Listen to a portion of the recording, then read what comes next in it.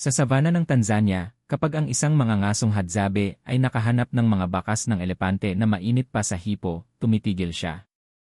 Ang kanyang mga kasama ay tumitigil. Ang mundo ay tumitigil.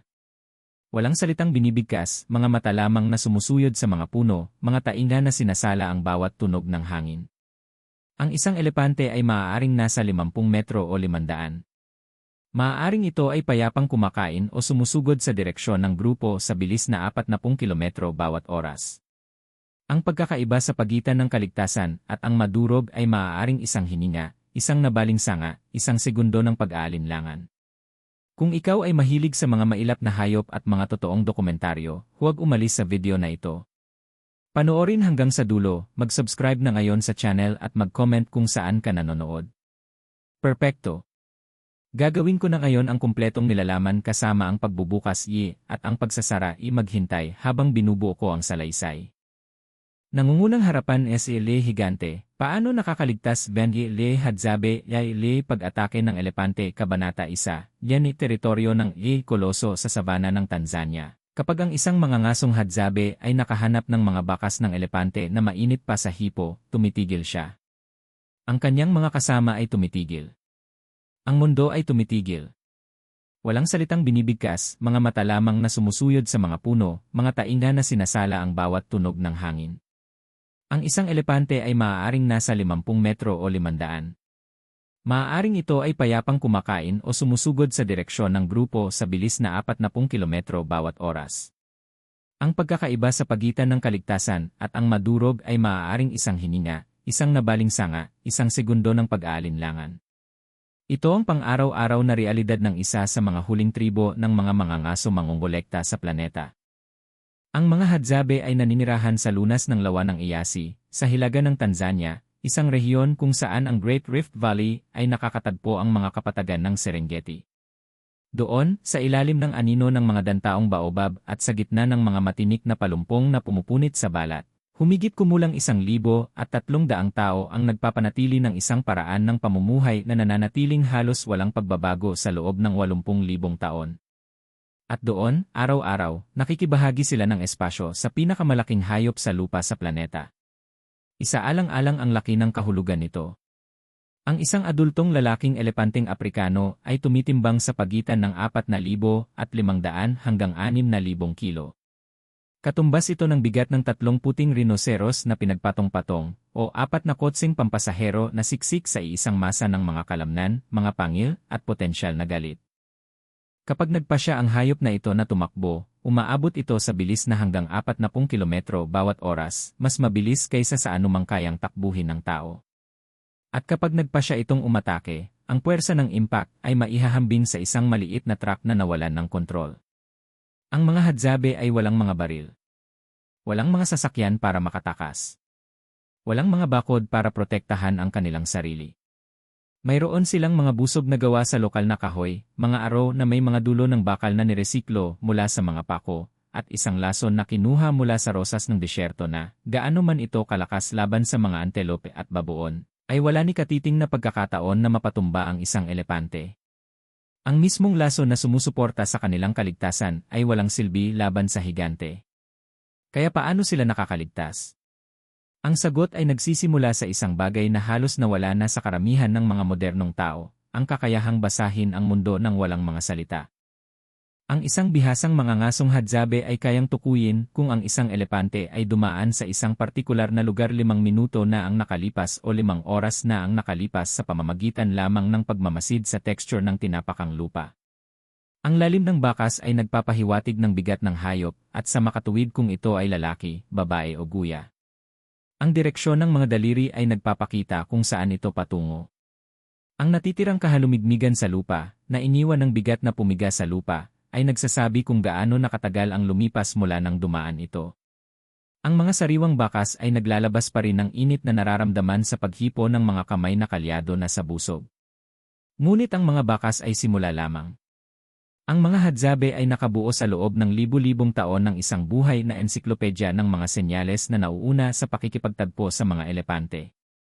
Ang mga puno na may mga balat na binakbak ay nagpapahiwatig ng kamakailang pagkain. Ang isang elepante ay kumukonsumo ng hanggang 250 kilo ng halaman bawat araw, nag-iwan ng mga hindi mapagkakamali ang marka sa kanyang bakas.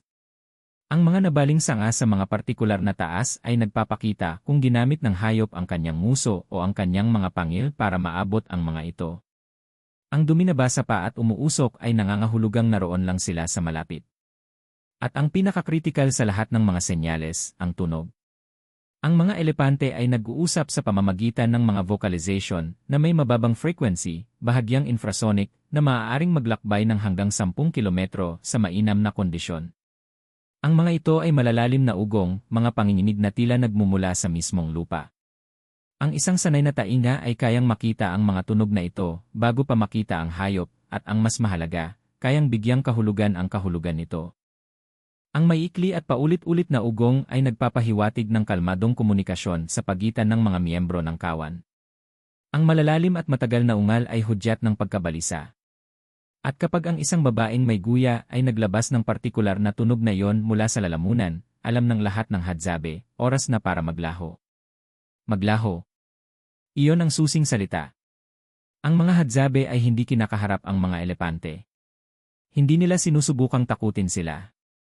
Hindi sila gumagawa ng ingay para itaboy sila.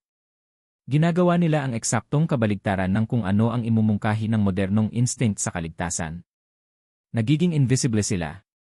Isipin kung ano ang hinihingi nito.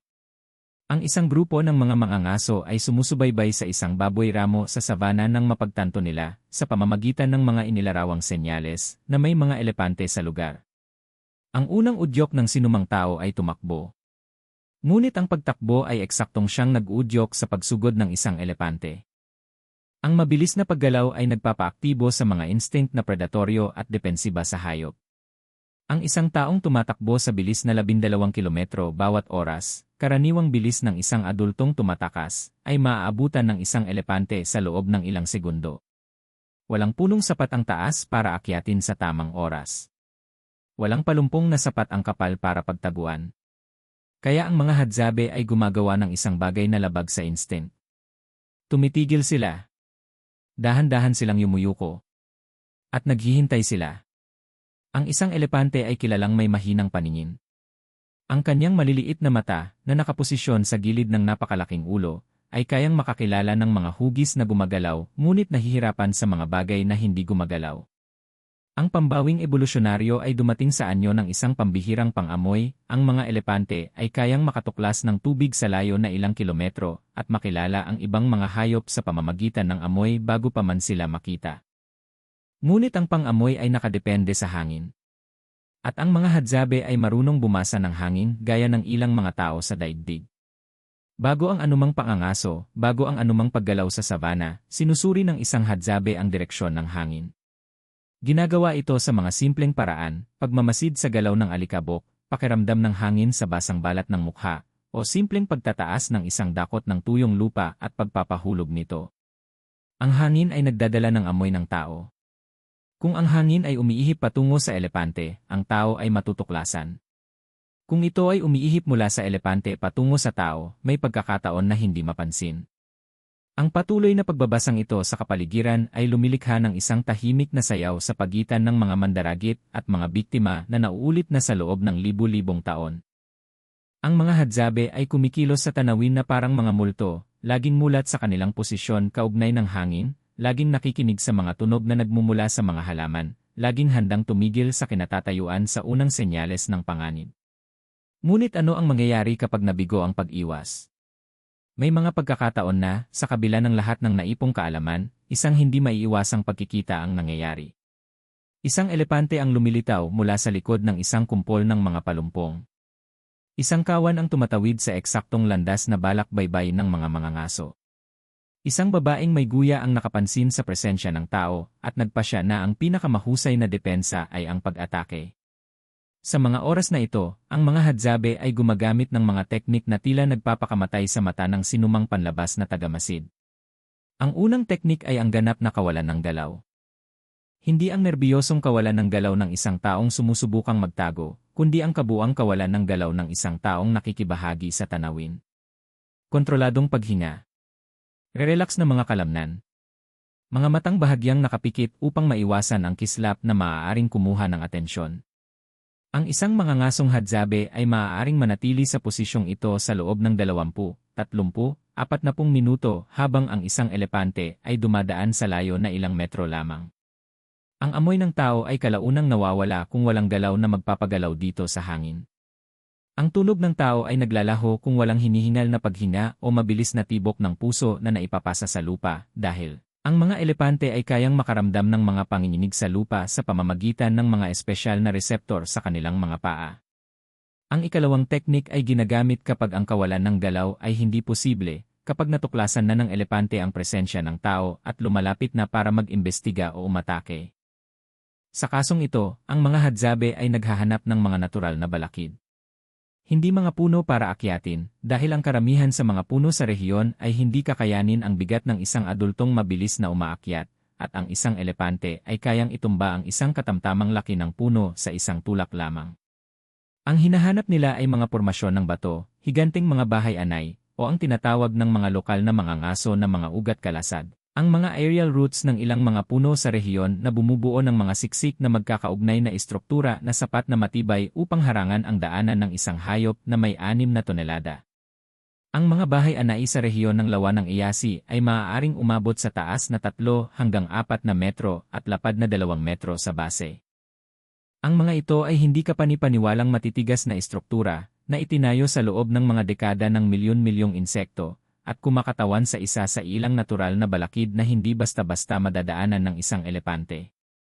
Ang isang hadzabe na nagagawang iposisyon ang isang bahay-anay sa pagitan ng kanyang sarili at ng isang sumusugod na elepante ay nakakakuha ng mahahalagang segundo, sapat na oras upang ang hayop ay mawala ng interes o upang ang ibang mga miyembro ng grupo ay lumikha ng mga abala. Ang ikatlong teknik ay ang pinakamapanganib at bihirang gamitin, ang pain. Kapag maraming tao ang nasa panganib at ang sama-samang pagtakas ay imposible, ang isa o dalawang miyembro ng grupo ay maaaring sadyang kumuha ng atensyon sa kanilang sarili, gumagalaw sa kabilang direksyon, gumagawa ng kontroladong ingay, upang payagan ng iba na makatakas. Nangangailangan ito hindi lamang ng matinding katapangan, kundi ng tumpak na kaalaman sa lupain. Ang individual na nagsisilbing pain ay kailangang malaman ng eksakto kung saan tatakbo, anong mga balakid ang gagamitin, at kung gaano katagal niya mapapanatili ang distansya bago sumuko ang elepante sa paghabol. Ang mga elepante sa pangkalahatan ay hindi humahabol sa mga tao sa mahabang distansya. Ang kanilang mga pagsugod ay mga pagsabog ng enerhiya na naglalayong itaboy ang mga banta, hindi matagalang pangangaso. Kung ang isang tao ay nakakapagpanatili ng distansya sa loob ng 300, 400 metro, may magandang pagkakataon na iwanan ng hayop ang paghabol. Ngunit ang 400 metrong iyon ay kailangang takbuhin sa lupain na kilalang-kilala ng hadzabe at hindi ng elepante. Mga bangin na masyadong makitid para madaanan ng hayop. Siksik na halaman na nagpapabagal sa higante, ngunit nagpapahintulot sa pagdaan ng tao. Mga dalisdis kung saan ang bigat ng elepante ay nagiging kawalan. Ang lahat ng kaalamang ito ay hindi itinuturo sa mga silid-aralan. Hindi ito matatagpuan sa mga libro. Hindi ito maaaring i-download sa mga application sa cellphone. Ito ay naipapasa sa bawat henerasyon sa pamamagitan ng isang metodo na ginamit ng sangkatauhan sa loob ng daan-daang libong taon bago ang pagsulat, ang pasalitang tradisyon. Gabi-gabi, sa paligid ng mga siga na nag-aapoy sa ilalim ng mabituing langit ng Tanzania, ang mga matatandang hadzabe ay nagkukwento. Ang ilan ay mga mito ng paglikha, mga salaysay tungkol sa mga mabalahibong higante na nanirahan sa lupa bago ang mga modernong tao.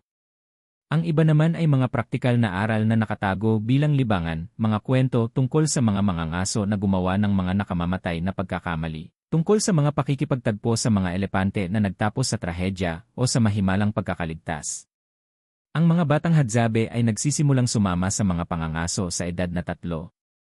Hindi sila aktibong nakikilahok, ngunit nagmamasid sila. Sumisipsip sila. Sa edad na 7 o 8, kaya na nilang tukuyin ang 12-12 uri ng mga hayop sa pamamagitan lamang ng kanilang mga bakas. Sa edad na 12, gumagawa na sila ng sarili nilang mga busog at araw. Sa edad na 15, sila ay ganap na mga mangangaso, dala-dala sa kanilang mga instinct ang kaalaman ng 80,000 taon ng kaligtasan. Ngunit ang sistemang ito ay nasa ilalim ng banta na hindi pa nangyari noon. 30 taon na ang nakalipas, ang lambak ng Yaeda, ang puso ng teritoryo ng mga Hadzabe, ay umaapaw sa mailap na buhay na maihahambing sa anumang umiiral na pambansang parke. Ang mga elepante, rhinoceros, leon, leopard, zebra, giraffe at dose-dose ng species ng mga antelope ay tumatawid sa rehiyon sa mga pana-panahong migrasyon na sumusunod sa mga pattern na itinatag libu-libong taon na ang nakalipas. Alam ng mga Hadzabe ang mga pattern na ito ng kasing husay ng pagkakalam nila sa mga ritmo ng kanilang sariling mga katawan. Alam nila kung kailan bababa ang mga elepante mula sa mga bundok para maghanap ng tubig. Alam nila kung aling mga ruta ang iwasan sa panahon ng tuyong panahon kapag ang mga hayop ay nagtitipon sa paligid ng ilang permanenteng mapagkukunan. Ngayon, ang realidad ay lubhang naiiba. Nawala sa mga Hadzabe ang 70% ng kanilang tradisyonal na teritoryo sa nakalipas na 5 dekada. Ang mga magsasakang sukuma ay sumusulong mula sa timog, pinuputol ang mga katutubong halaman upang magtanim ng mais at beans. Ang mga pastol na datoga, na itinulak sa hilaga ng paglawak ng agrikultura, ay nagdadala ng kanilang mga kawan ng baka upang manginain sa mga tuyong lupain na inaasahan ng mga Hadzabe para makahanap ng pagkain. Ang espasyo na dati ay nagpapahintulot sa pamumuhay ng magkasama ng mga tao at mailap na buhay ay pinipiga hanggang sa punto ng pagkasira. Isipin kung ano ang kahulugan nito para sa relasyon sa mga elepante. Noong malawak pa ang teritoryo, ang mga pagkikita ay may iwasan. Ang mga Hadzabe ay lilipat lamang sa mga lugar kung saan walang elepante sa sandaling iyon. Ang pagiging nomadiko ng kanilang lipunan, mga grupo ng 20 hanggang 30 tao na lumilipat ayon sa panahon kasunod ng pagkakaroon ng mga mapagkukunan ay nagpapahintulot sa flexibility na ito.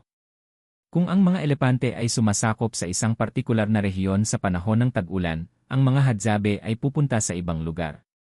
May espasyo para sa lahat. Ngayon, ang espasyong iyon ay naglalaho na. Napapalibutan ng mga sakahan sa timog at mga pastulan sa hilaga, ang mga Hadzabe ay napipilitang manatili sa mga lugar na paliliit ng paliliit. At ang mga elepante, na parehong naiipit ng pagkawala ng habitat, ay pinipiga sa parehong mga piraso ng lupa. Ang resulta ay mahuhulaan, mas madalas na pagkikita, mas tensyonado, mas mapanganib. Ang Tanzania ay may humigit kumulang 60,000 elepante, isang populasyon na dati ay mahigit 300,000 ilang dekada na ang nakalipas. Sa kabila ng matinding pagbawas na dulot ng iligal na pangangaso at pagkawala ng habitat, ang 60,000 elepante ay kumakatawan pa rin sa isang napakalaking presensya sa tanawin. At ang mga hayop na ito ay lalong nagkakaroon ng labanan sa mga komunidad ng tao sa buong bansa. Ang mga opisyal na ulat ay nagdodokumento ng daan-daang taunang insidente ng pagsalakay sa mga pananim, pagkasira ng mga ari-arian at mga kamatayan, kapwa ng mga tao at ng mga elepante. Para sa mga Hadzabe, ang problema ay may mga partikular na anyo. Hindi tulad ng mga magsasaka na maaaring magtayo ng mga bakod o mag-install ng mga alarm system, ang mga Hadzabe ay walang permanenteng infrastruktura na poprotektahan. Ang kanilang mga tirahan ay mga pansamantalang silungan na gawa sa mga sanga at damo na itinayo sa loob ng ilang oras at iniwan kapag ang grupo ay lumipat. Walang anuman doon na sulit ipagtanggol laban sa isang elepante, at ang pagtatangkang magtanggol ay magiging pagpapakamatay sa anumang paraan. Ang mayroon ng mga Hadzabe na kailangang protektahan ay isang bagay na mas fundamental, ang kanilang mga katawan. Sa loob ng mga dekada ng pananaliksik sa antropolohiya, kasama ang mga Hadzabe, ang mga iskolar ay nagdokumento ng maraming kaso ng mga kamatayan at malubhang pinsala na dulot ng mga elepante. Isang lalaki ang nadurog habang kumukuha ng pulot mula sa isang baobab. Tahimik na lumitaw ang elepante habang siya ay abala sa mga bubuyog at wala siyang oras para bumaba.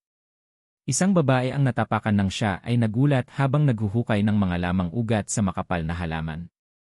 Isang grupo ng mga mangangaso na kailangang mabilis na maghiwa-hiwalay nang lumitaw ang isang kawan sa kanilang landas na nagresulta sa isang batang lalaki na natisod at tinamaan ng isang muso na bumali sa kanyang mga rib. Ang mga kwentong ito ay hindi lumilitaw sa mga opisyal na istatistika. Ang mga Hadzabe ay naninirahan sa labas ng sistema ng pagpaparehistro ng gobyerno. Wala silang mga dokumento ng pagkakakilanlan sa karamihan ng mga kaso. Hindi sila pumupunta sa mga ospital. Kapag ang isang tao ay nasugatan ng isang elepante, Ang paggamot ay ginagawa gamit ang tradisyonal na kaalaman sa mga halamang gamot o ang tao ay mamamatay na lamang. Walang mga ambulansya sa lambak ng Yaeda. Walang mga helicopter para sa rescue. Wala kundi ang komunidad at ang kanilang ninunong karunungan. Pagmasdan kung paano nito hinuhubog ang kolektibong sikolohiya ng grupo. Ang mga Hadzabe ay hindi natatakot sa mga elepante sa paraang kinatatakutan sila ng mga tagalungsod. Walang panik, walang histerya, walang uri ng paralisadong takot na lumilitaw kapag nahaharap sa isang bagay na ganap na hindi alam. Ang umiiral ay respeto, isang malalim na respeto, halos relihiyoso, para sa isang nilalang na kabahagi nila sa mundo sa loob ng mahabang panahon kaya ito ay naging mahalagang bahagi ng kanilang pagkakakilanlan. Sa kosmolohiya ng Hadzabe, ang mga elepante ay may espesyal na lugar. Sila ay itinuturing na mga orihinal na naninirahan sa lupa, mga nilalang na naroon na bago pa ang mga tao at magpapatuloy pa pagkatapos. Ang pangangaso sa kanila ay bawal, hindi lamang dahil hindi gumagana ang lason sa mga araw, kundi dahil mayroong isang bagay na napakamali sa pagtatangkang patayin ang isang nilalang na napakatanda at makapangyarihan. Ang ilang mga matatanda ay nagsasalita tungkol sa mga elepante na tila sila ay malalayong kamag-anak, mga miyembro ng isang pinalawak na pamilya na pumili lamang ng ibang anyo. Ang relasyong ito ng mutual na respeto ay gumana sa loob ng libu-libong taon. Ngunit gumagana lamang ito kapag may sapat na espasyo para sa bawat panig na mapanatili ang kanilang distansya. Noong 2011, ang mga Hadzabe ay nagkamit ng isang makasaysayang tagumpay. Ang gobyerno ng Tanzania ay naglabas ng mga unang titulo ng lupaing pangkomunidad sa bansa, na tinitiyak ang mga legal na karapatan sa 57,000 ektarya ng teritoryo ng mga ninuno. Ito ay isang sandali ng pagdiriwang. Sa unang pagkakataon, ang isang minoryang tribo sa Tanzania ay may formal na pagkilala sa kanilang koneksyon sa lupa.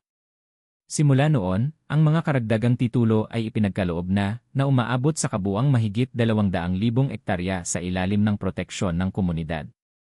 Ngunit ang 200,000 ektarya ay kumakatawan lamang sa 10% ng teritoryo na orihinal na sinakop ng mga Hadzabe. At ang pirasong ito ay kailangang magsilbing tahanan hindi lamang para sa 1,300 tao, kundi pati na rin sa lahat ng mailap na buhay na pinalayas mula sa mga lugar na ginawang mga sakahan at pastulan. Ang mga elepante na dati ay gumagala sa milyon-milyong ektarya ay nakatutok na ngayon sa mga koridor na paliliit ng paliliit, ang parehong mga koridor kung saan sinusubukan ng mga Hadzabe na panatilihin ang kanilang paraan ng pamumuhay. Ang sagot na natagpuan hanggang ngayon ay nagsasangkot ng kombinasyon ng tradisyonal na kaalaman at mga modernong kasangkapan. Ang mga Hadzabe ngayon ay gumagamit ng 33 mga patrol ng komunidad, mga lalaking armado ng mga tradisyonal na busog at araw. Ngunit mayroon ding mga geolocator na ibinigay ng mga organisasyon ng konserbasyon. Ang mga patrol na ito ay nagbabantay sa mga hangganan ng teritoryo, sinusubaybayan ang mga galaw ng mga elepante, at binabalaan ang mga komunidad tungkol sa presensya ng mga kawan.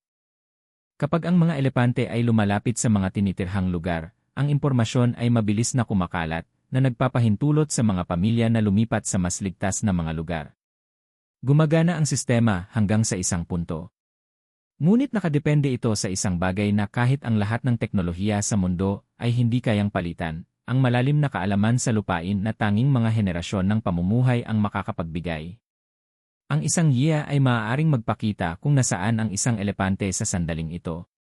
Hindi nito kayang hulaan kung saan ito pupunta.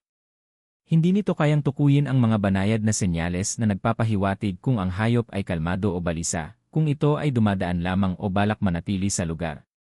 Hindi nito kayang ituro sa isang bata kung paano manatiling hindi gumagalaw habang ang 6 na tonelada ng hilaw na kapangyarihan ay dumadaan sa layo na ilang metro lamang.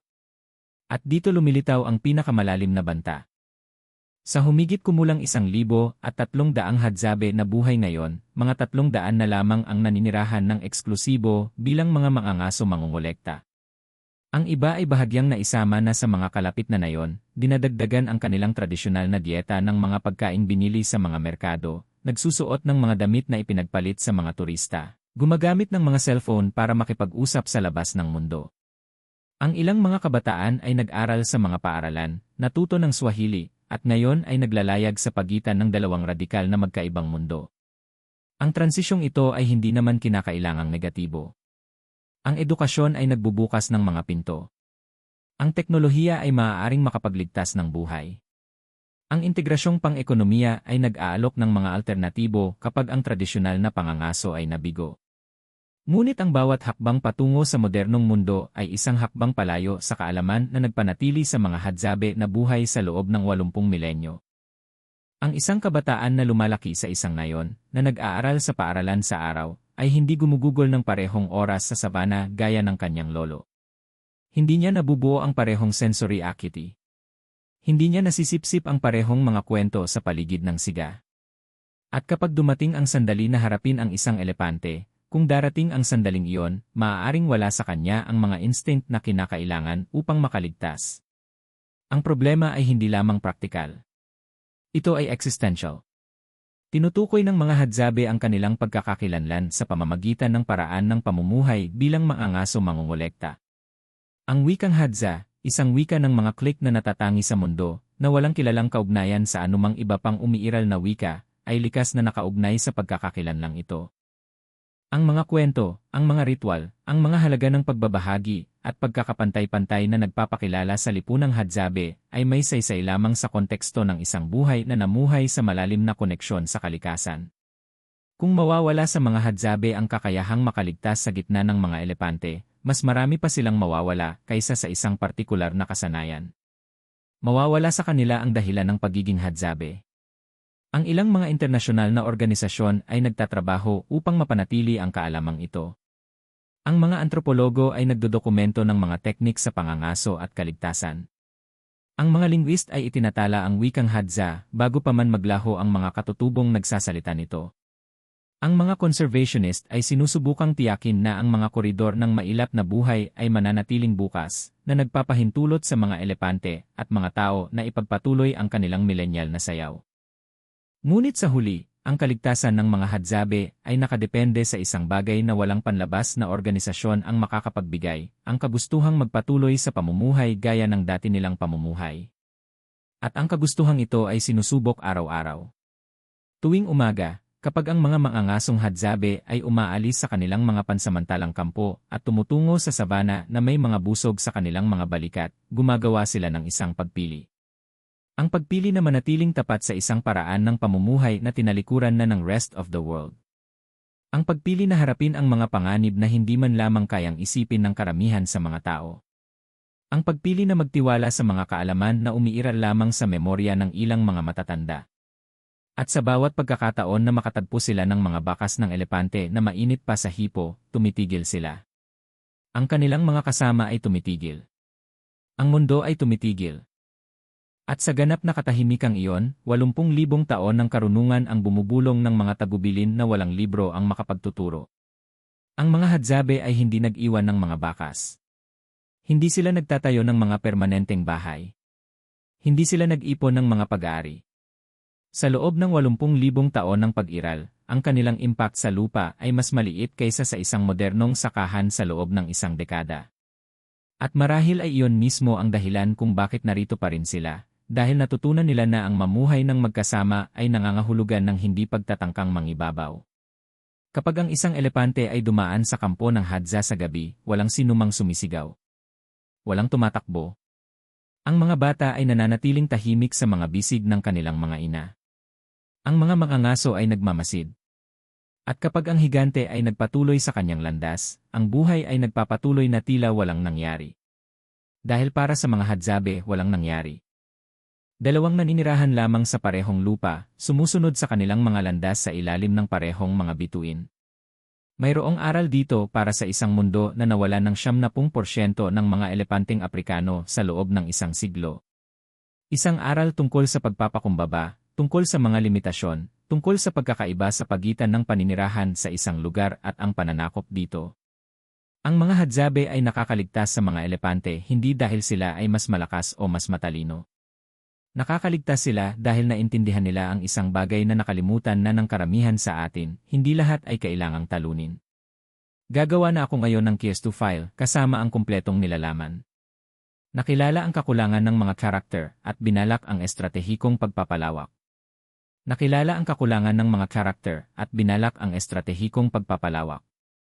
Sinusuri ang kasanayan sa paglikha ng mga dokumento upang matiyak ang pinakamahusay na kalidad sa paggawa ng file. Ang user ay humingi ng isang simpleng PS2 file, hindi isang Word document. Gagawa ako ng PS2 file ng direkta kasama ang kumpletong nilalaman ng salaysay. Ginagawa ang PS2 file kasama ang kumpletong dokumentaryong salaysay tungkol sa mga hadzabe at ang mga elepante hadzabe elefantes narrativa, tirasti. Ang file ay nagawa na. Ngayon kailangan kong suriin ang laki upang matiyak na ito ay nasa loob ng mga detalye, 25,000 hanggang 28,000 character, at pagkatapos ay ilipat ito sa direktoryo ng mga output at ipakita sa user. Sinusuri ang bilang ng mga character at salita ng file upang kumpirmahin na ito ay nasa loob ng mga detalye script.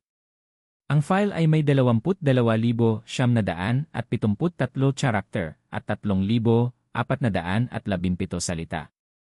Ito ay medyo mababa sa minimum na 25,000 character na hinihiling. Kailangan kong palawakin ang nilalaman upang maabot ang layunin. Magdaragdag ako ng higit pang nilalaman sa parehong mga kabanata upang maabot ang ninanais na laki. Tapos na. Ang file ay may 22,973 karakter. Kailangan kong palawakin upang maabot ang minimum na 25,000. Magdaragdag ako ng mas detalyadong nilalaman. Sinuri ang haba ng teksto at inihanda ang huling paghahatid. Sinuri ang haba ng teksto at inihanda ang huling paghahatid. Pinapalawak ang kabanata 1 na may higit pang mga detalye tungkol sa nguso ng elepante at ang panganib na kinakatawan nito. Kailangan kong isama ang path sa replace command. Pinapalawak ang kabanata 1 na may higit pang mga detalye tungkol sa nguso ng elepante at ang panganib na kinakatawan nito, hadzabe elefantes narrativa. Tirsti panandang pandagdag 7 tandang bawas 3. Magaling, ngayon ay magpapatuloy ako sa pagpapalawak na may higit pang mga detalye upang maabot ang minimum na 25,000 character. Pinapalawak ang mga detalye tungkol sa buhay ng mga hadzabe at ang pulot hadzabe elefantes narrativa. Tirsti positibo 1 negatibo 3. Magpapatuloy ako sa pagpapalawak sa pagkakataong ito sa kabanata 2 upang maabot ang minimum na 25,000 character. Pinapalawak ang kabanata 2 na may higit pang mga detalye tungkol sa kasalukuyang sitwasyon ng mga elepante at ang labanan hadzabe elefantes narrativa. Tirsti panandang pandagdag 7 tandang bawas 3. Susuriin kong muli ang laki ng file at magpapatuloy sa pagpapalawak kung kinakailangan. Sinusuri muli ang bilang ng mga character at salita script. Ngayon ay mayroon na tayong 26,200 character at 3,874 salita. Ito ay nasa loob ng hinihiling na saklaw, 25,000 hanggang 28,000 character. Maaari ko na ngayong kopyahin sa direktoryo ng mga output at ipakita sa user. Tapos na. Ang file ay mayroon na ngayong 26,200 character at 3,874 na salita sa loob ng mga hinihiling na detalye. Pinagsamang istruktura ng salaysay na may magkakaibang mga tematikong elemento. Pinagsamang istruktura ng salaysay na may magkakaibang mga tematikong elemento. Kinokopya ang huling file sa direktoryo ng mga output script. Ang file ay matagumpay na nakopya sa direktoryo ng mga output. Ngayon ay ipapakita ko ito sa user. Ipinakitang file. Ang file ay ipinakita sa user. Magbibigay ako ng maikling buod tungkol sa kung ano ang ginawa. Tapos na. Salaysay na natapos na may 26,200 character, 2 kabanata, cinematographic na pagbubukas na may mainit na mga bakas at mapagnilay-nilay na pagsasara tungkol sa pamumuhay ng magkasama. Lahat ng mga numero ay nakasulat sa buong salita,